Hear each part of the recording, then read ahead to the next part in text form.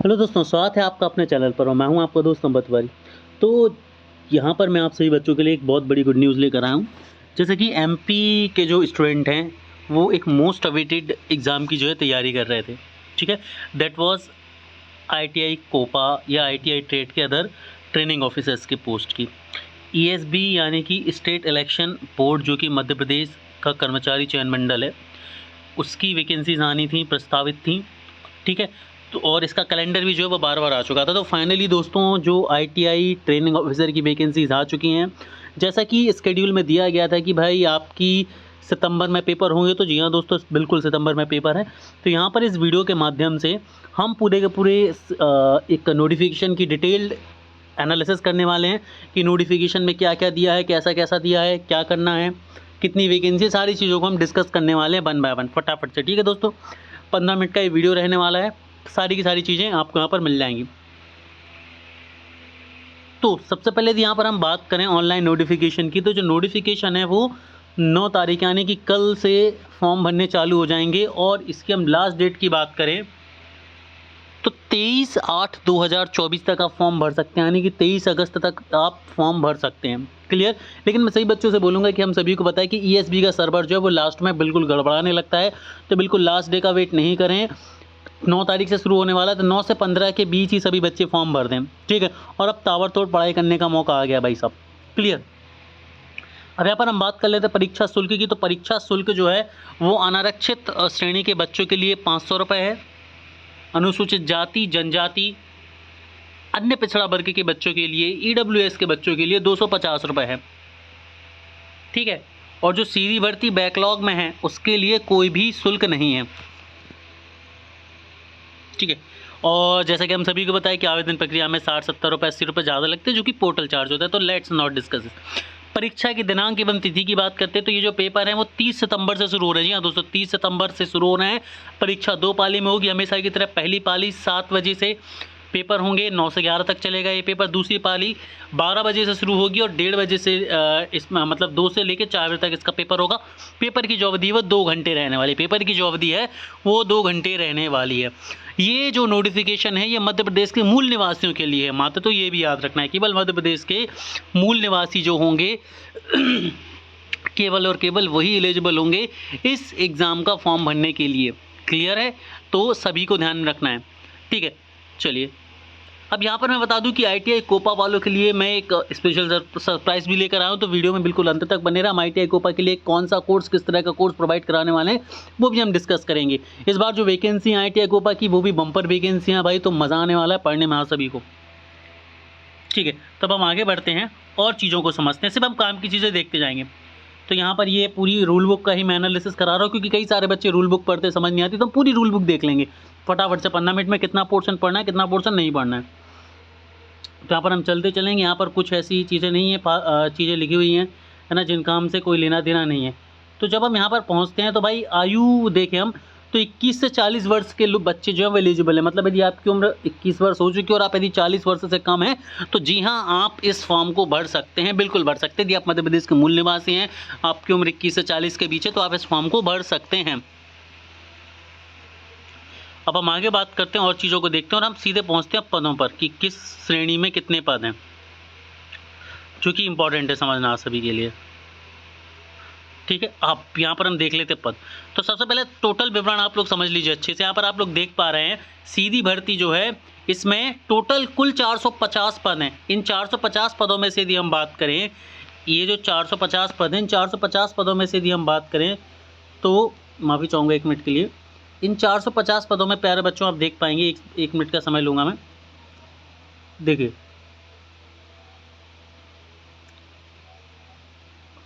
तो आप यहाँ पर देख पाएंगे अनुसूचित जाति के लिए 140, 131 पद हैं। माफ़ी चाहूँगा, अनारक्षित श्रेणी के लिए, अनरिजर्व के लिए 131 पद हैं। ईडब्ल्यूएस के लिए 40 पद हैं। अनुसूचित जनजाति के लिए 71 पद हैं। अनुसूचित जनजाति के लिए 89 पद हैं और बाकी के 119। तो इस तरह से टोटल आपके जो है 450 पद आपको यहाँ पर देखने को मिलेंगे। जी हाँ दोस्तों, कितने पद देखने को मिलेंगे आपको? 450 पद यहाँ पर देखने को मिलेंगे। माफ़ी चाहूँगा। ठीक है, 450 पद जो हैं वो बच्चों को आपको यहाँ पर देखने को मिलेंगे। अब इसी तरह हम आगे बात करते हैं और श्रेणीवार पदों की बारे में देखते हैं। तो यहाँ पर आप सभी लोग देख सकते हैं भाई, सीधी भर्ती पहले क्रम पर है। प्रशिक्षण फिटर के लिए कुल 70 पद हैं। प्रशिक्षण अधिकारी वेल्डर के लिए 82 पद हैं। प्रशिक्षण अधिकारी इलेक्ट्रीशियन ट्रेड के लिए यहाँ पर 60 पद हैं। और यहाँ पर कोपा की बात करूँ, जो कि आपको चौथे नंबर पर देखने को मिलेगा, तो यहाँ पर आप लोग देख सकते हैं कोपा स्ट्रीम के लिए 70 पद हैं। इन 70 पदों में से 20 पद सामान्य श्रेणी के लिए हैं, 6 पद आपको ईडब्ल्यूएस के लिए देखने को मिलेंगे, 11 पद आपको अनुसूचित जाति, 14 अनुसूचित जनजाति, और जो 19 हैं वो अन्य पिछड़ा वर्ग के लिए। तो इस तरह से कुल 70 पद हैं। तो मैं बोलूँगा जो वैकेंसी हैं वो बम्पर वैकेंसी आ चुकी हैं। ताबड़तोड़ मेहनत करने का समय अब आ गया है बच्चों। जी हाँ दोस्तों, ताबड़तोड़ मेहनत करने का वक्त आ गया है। अब बिल्कुल भी समय नहीं बचा है वेस्ट करने के लिए। आपके पास 2 महीने से कम समय है, ठीक है, और अपने जीवन का सर्वश्रेष्ठ जो है आपको यहाँ पर देना चाहिए, ठीक है। अब यहाँ पर ये सारी वैकेंसी है, नोटिफिकेशन को हम अपने टेलीग्राम ग्रुप पर डाल देंगे, वहाँ से आप इसे देख पाएंगे दोस्तों। अब हम आगे बढ़ते हैं। तो यहाँ पर सबके लिए योग्यताएं दी हैं, तो आपकी योग्यताएं हम यहाँ पर देख लेते हैं, ठीक है। यहाँ पर फिटर की आप देख पाएंगे, ठीक है। हम यहाँ पर सीधी बात करते हैं दोस्तों कोपा की, क्योंकि हम कोपा के लिए यहाँ पर डिस्कस करने वाले हैं, ठीक है। तो चलिए पहुँचते हैं। तो यहाँ से शुरू होता है पोस्ट कोड 4 सीधी भर्ती प्रशिक्षण अधिकारी computer operator and programming assistant COPA, जिसे हम बोलते हैं। कुल पद यहाँ पर 70 हैं और ये आकार पालिक है, नेचर में आकार पालिक है, ठीक है। और यहाँ पर आप लोगों को देखना है पदों का विवरण।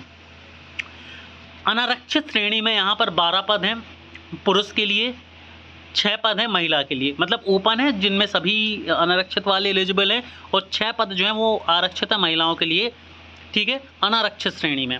क्लियर। भूतपूर्व सैनिकों के लिए 1 पद महिला, 1 पद ओपन।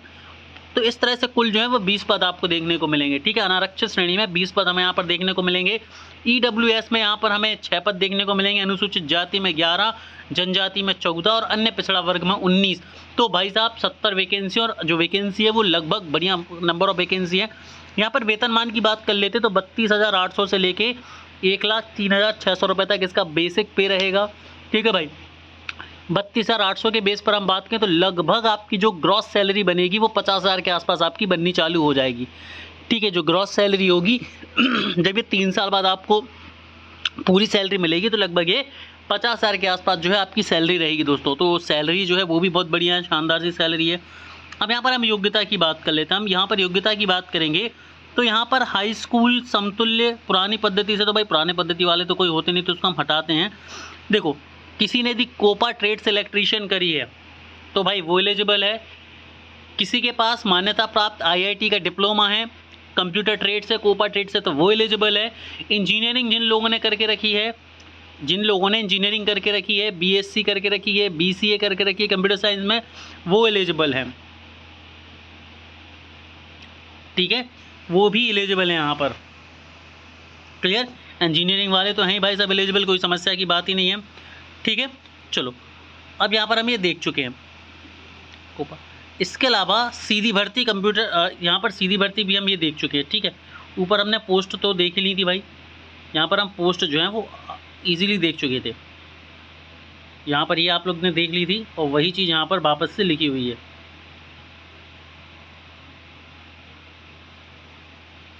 यहाँ पर ये कुल पद 61 हैं, ठीक है। कुल पद 61 हमें फिर से यहाँ पर देखने को मिल रहे हैं।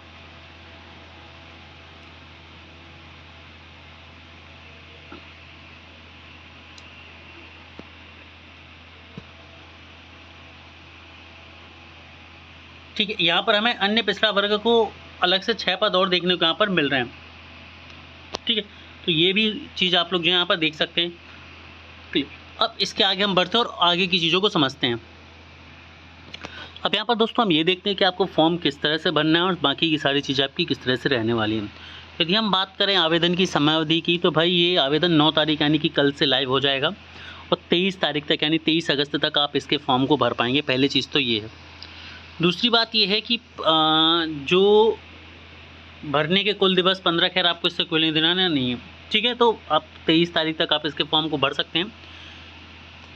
2 पाली में 2 शिफ्ट में पेपर होने वाला है। पहली पाली जिसमें 9 से 11 तक रहने वाला है और द्वितीय पाली जिसमें 2 से लेके 4 बजे तक आपका पेपर रहेगा। रिपोर्टिंग टाइम क्या रहेगी वो अकॉर्डिंगली रहेगी। यहाँ पर हम अधिकतम अंक देखेंगे तो 100 नंबर का पेपर होगा, जैसा कि हमेशा से होता आया है। ठीक है, 100 नंबर का पेपर होगा जैसा कि हमेशा से होता आया है। अब बात कर लेते हैं परीक्षा शुल्क की। तो यहाँ पर परीक्षा शुल्क जो है वो 500 रुपये रहेगा अनारक्षित श्रेणी के बच्चों के लिए, 250 रुपये रहेगा बाकी की सारी जो अदर रिज़र्व कैटेगरीज है उनके लिए, जो दिव्यांगजन है उनके लिए भी 250 रुपये रहेगा।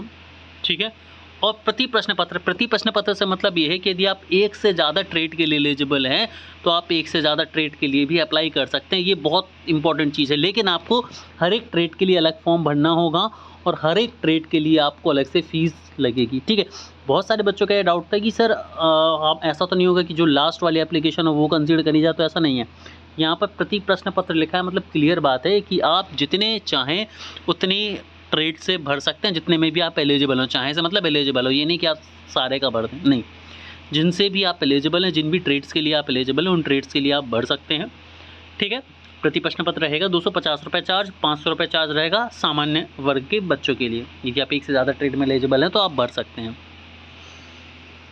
क्लियर, तो ये भी आपको जानना है। परीक्षा के शहर की हम बात करें तो यहाँ पर इतने शहरों में आपके पेपर होंगे, जिसमें बालाघाट, खंडवा, सतना, भोपाल, नीमच, सीधी, ग्वालियर, रतलाम, उज्जैन, इंदौर, रीवा, जबलपुर, सागर, इन जगहों पर आपके जो है पेपर होंगे। पेपर केवल एक है, वनडे एग्ज़ाम है, हम सभी को पता है। ठीक है, ये वनडे एग्ज़ाम है।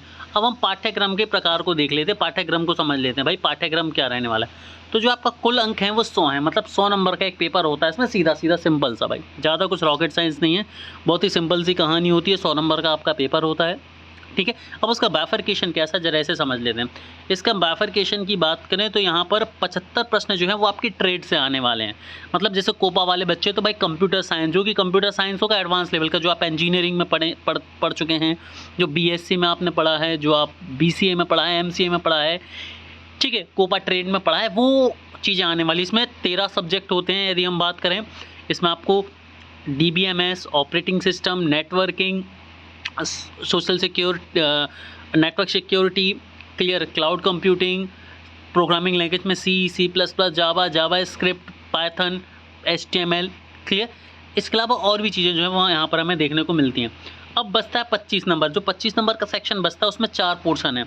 वहाँ पर आपको विज्ञान एवं गणित देखने को मिलेगा, सामान्य ज्ञान देखने को मिलेगा, तार्किक ज्ञान एवं बेसिक कंप्यूटर। तो अब इसका फंडामेंटल जो डिवीज़न होता है वो कुछ इस तरह से होता है। देखो 75 और कंप्यूटर के भी 5 क्वेश्चन आते हैं आपके। ठीक है, देखो यहाँ पर 5 सेक्शन बन रहे हैं, एक विज्ञान, दूसरा गणित, तीसरा सामान्य ज्ञान, चौथा तार्किक ज्ञान और 5वां बेसिक कंप्यूटर। तो यदि हम 25 नंबर को बांटें तो 5 5 5 5 5 हर सेक्शन के पास। तो कंप्यूटर, बेसिक कंप्यूटर के भी कितने क्वेश्चन आएंगे, 5। तो 75 नंबर का आपका एडवांस कंप्यूटर आएगा, टेक्निकल आएगा, और 5 नंबर का आपका बेसिक कंप्यूटर आएगा। तो इस तरह से आपका 80 नंबर का कंप्यूटर आएगा और इसी पर बेस्ड आपका जो है वो सिलेक्शन होगा। ठीक है, और 20 नंबर जो बचे उसमें गणित, रीजनिंग, सामान्य ज्ञान और विज्ञान आने वाला है। तो मैं सभी बच्चों से बोलूँगा कि भाई सामान्य ज्ञान वाला पोर्शन, जिसमें आप थोड़ा सा MP का GK पढ़ के जा सकते हैं, थोड़ा बहुत यहाँ वहाँ की हिस्ट्री पढ़ सकते हैं, लेकिन फोकस जिस पर करना है वो है 95 नंबर। 80 नंबर का कंप्यूटर, 5 नंबर की गणित 85, 5 नंबर का विज्ञान 90 और 5 नंबर की रीजनिंग 95।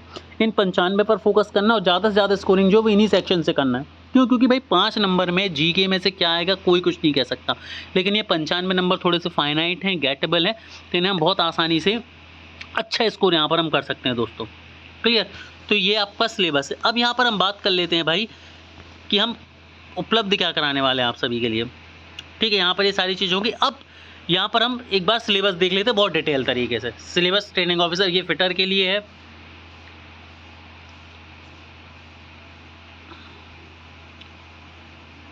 इलेक्ट्रीशियन ट्रेड के लिए है। अब यहाँ पर हम बात कर लेते हैं कोपा के लिए। कोपा के लिए जो ट्रेड है आप यहाँ पर देख पा रहे हैं, बहुत अच्छे से समझ लेते हैं हम।